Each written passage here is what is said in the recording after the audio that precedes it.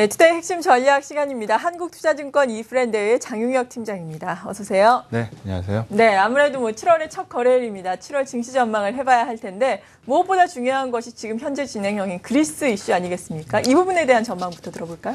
일단 최근에 뉴스 나오고 있는 뉴스 플로우의 상당 부분은 다 그리스 이슈를 그렇죠. 얘기하고 예. 있습니다. 그래서 이게 뭐 어떻게 될 거다 말 거다 뭐 말들이 많은 상황인데 뭐 같이 한번 정리를 한번 해보죠. 일단 시장에서 얘기 나오고 있는 부분들을 정리해서 말씀을 드리면 이 국민투표 이후에 파국으로 흐를 거다라는 의견보다는 이게 파국으로 가지 않고 합의 쪽에 근접할 것이다라는 의견이 좀 더 우세한 것 같습니다. 네.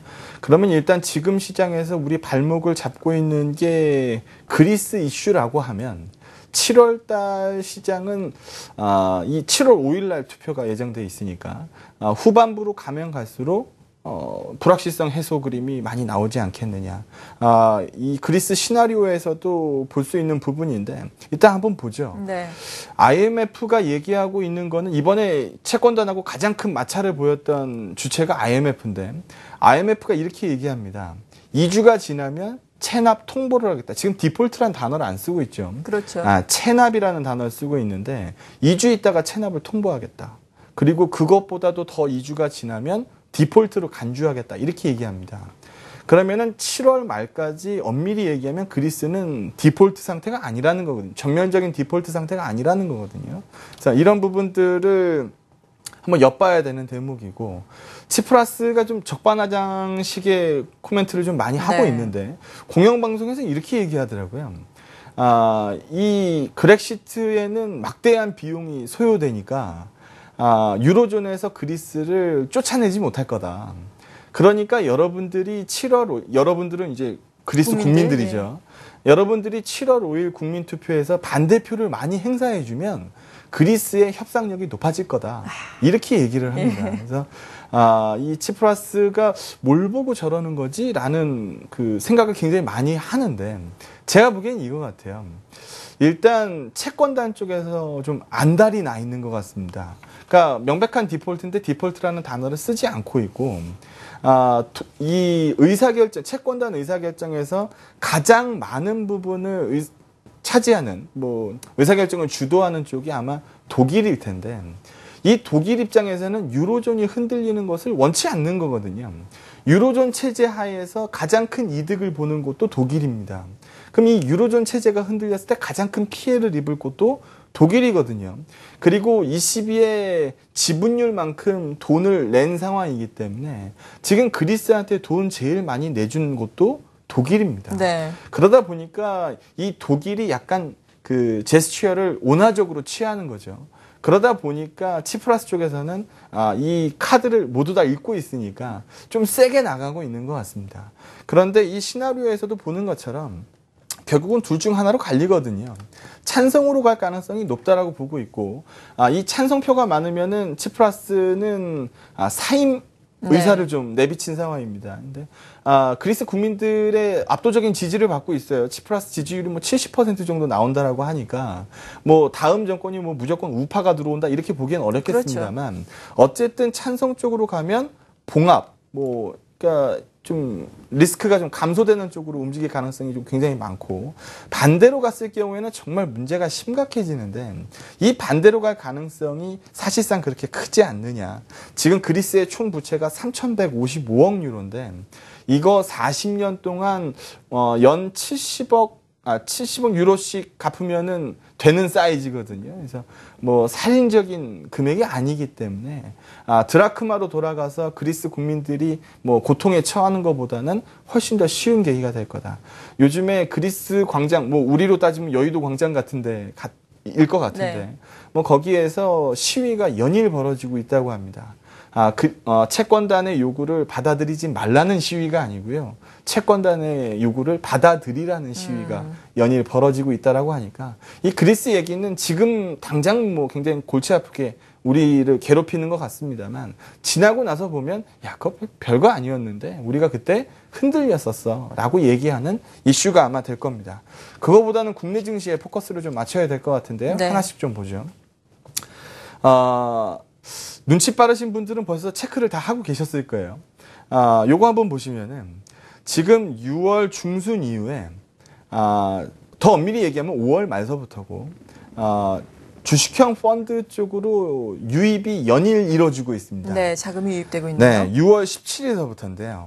그래서 제가 6월 17일서부터 기관 매수를 한번 캡처를 떠와봤어요. 네. 어떻게 움직였느냐. 이제까지 우리 시장에서 정말 지긋지긋한 매도를 냈었던 주체가 투신인데 6월 17일서부터 단 하루도 투신이 매도를 하지 않았어요.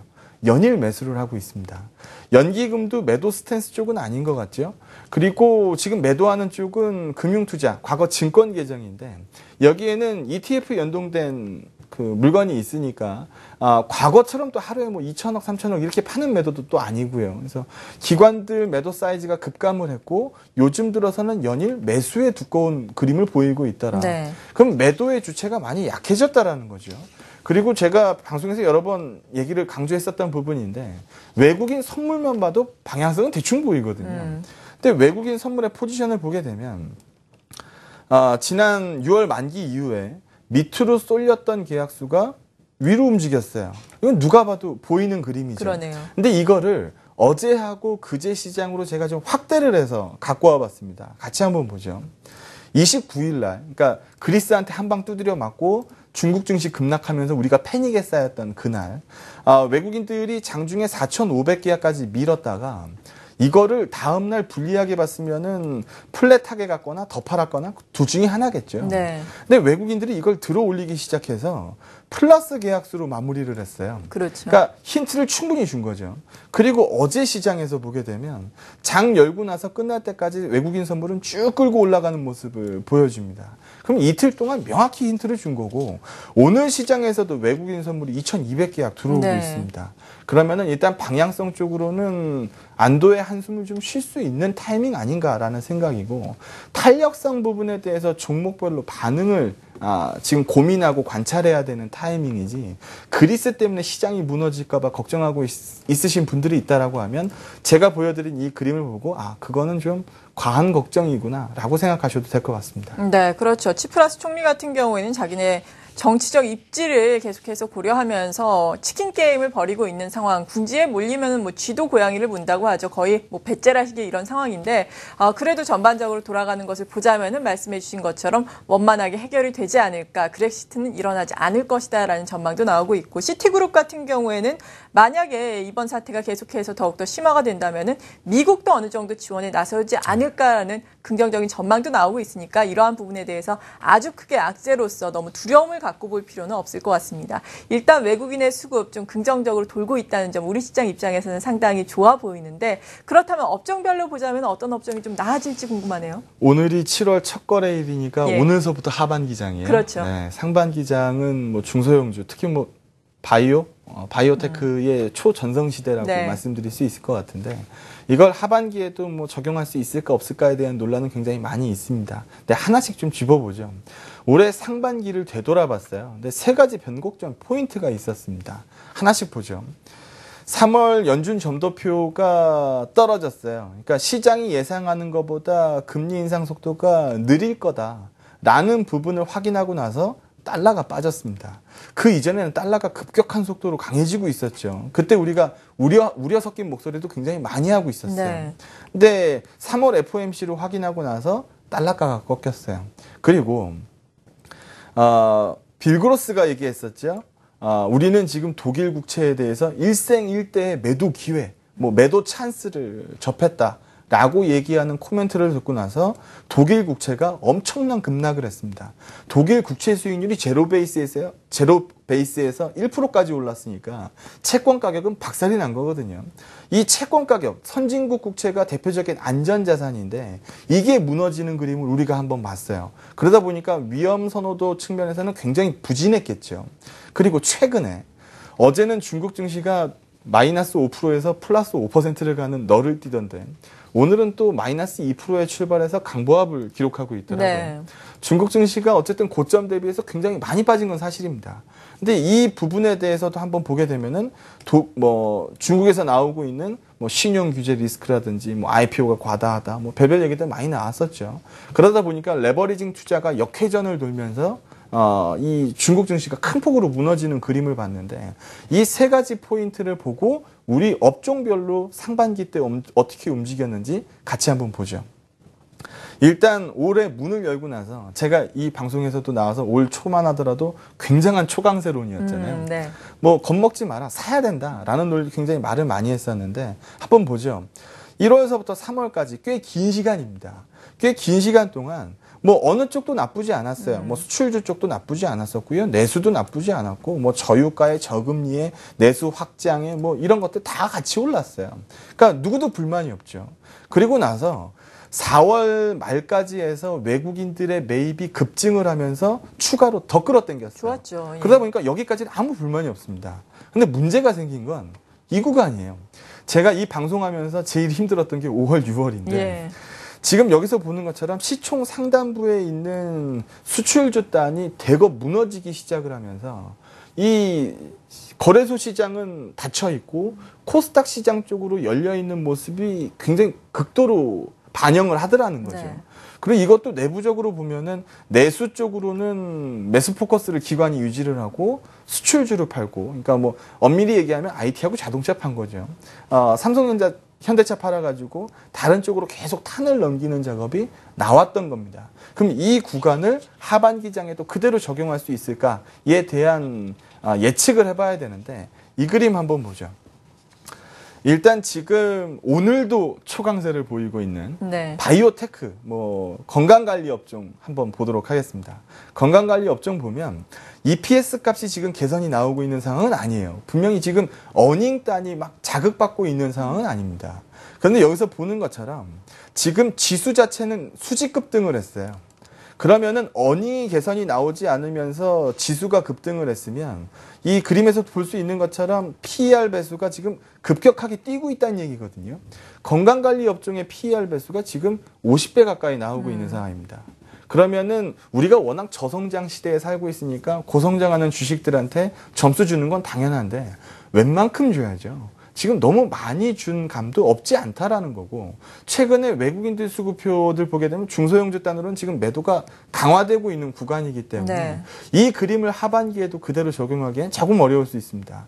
근데 때마침 나오고 있는 얘기를 보면 지금 해외 투자 비과세 부활시키겠다라고 그렇죠. 얘기하죠. 예. 그리고 지금 내부에 머물고 있는 달러를 바깥으로 퍼내서 원화의 고평가를 해소하겠다는 얘기를 많이 합니다.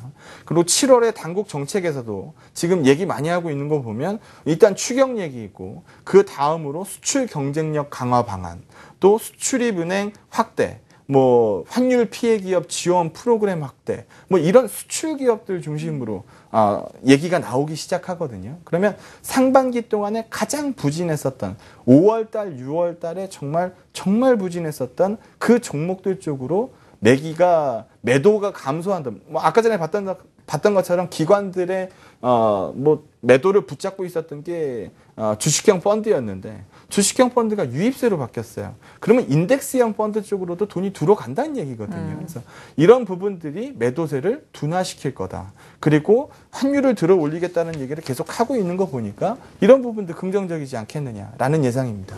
그런데 오늘은 좀 핫하지 않죠. 이 그림을 한번 보도록 하죠. 오늘 6월 수출 데이터가 발표가 됐어요. 그런데 여기서 보는 것처럼 1, 2, 3, 4, 5월 달에는 무려 10.9% 마이너스가 찍혀 있었으니까 08년 이후에 최악 수준이라고 볼 수 있죠. 네. 근데 이제까지 굴러온 거 한번 보면 이런 수출 데이터, 이렇게 연속적으로 무너지는 수출 데이터를 보여준 적이 없어요.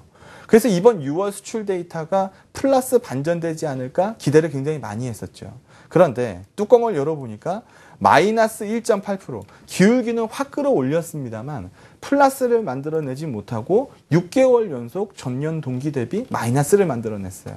그러다 보니까 에이 뭐야 뭐 기대한 것보다 약하네 라고 얘기를 하고 있는 상황입니다. 근데 지금 당국이 환율 카드를 들었어요. 당국이 환율 카드를 들었으면 지금 하반기의 시작인 7월 달 같은 경우에는 제가 주목하는 부분은 환율입니다. 7월은 환율 포커스가 강화될 수 있다라고 보고 있고요. 당국이 환율을 얘기했으면 환율 부분에서 하방 경직은 확보된다라는 생각이죠. 여기서 보는 것처럼 단기적인 원달러의 분위기를 봐도 상방입니다. 그리고 원엔 재정 환율도 지금 보면 굉장히 가파른 상방입니다. 그러면 5, 6월 달 가장 안 좋았었던 종목들이 반전을 보일 가능성도 남아있는 거 아니냐. 기존 컨셉에서 크게 바뀌는 부분이 나올 수도 있는 거고 지금 수급적으로나 뭐 환율 이슈로 보나 반전의 가능성들을 제공해 주고 있는 그림들이 있기 때문에 안 되는 건 계속 안 돼. 그러면 되는 건 계속 돼. 이런 식의 논리는 조금 이제 생각을 좀 해봐야 되는 시점 아닌가라는 판단입니다. 네, 7월에 대한 증시 전망 전반적으로 해봤습니다. 그러니까 대형 수출주 우리가 조금 더 기대를 해봐도 좋겠다라고 정리를 해보면 되는 건가요? 그렇죠. 지금 굉장히 부진해서 예. 나는 저쪽 안 쳐다볼 거야 라고 말씀하시는 분들 많이 있을 텐데 네. 이제 좀 쳐다보면 어떨까 싶어요. 네, 한국투자증권 이프랜드의 장용혁 팀장이었습니다. 감사합니다. 네, 고맙습니다.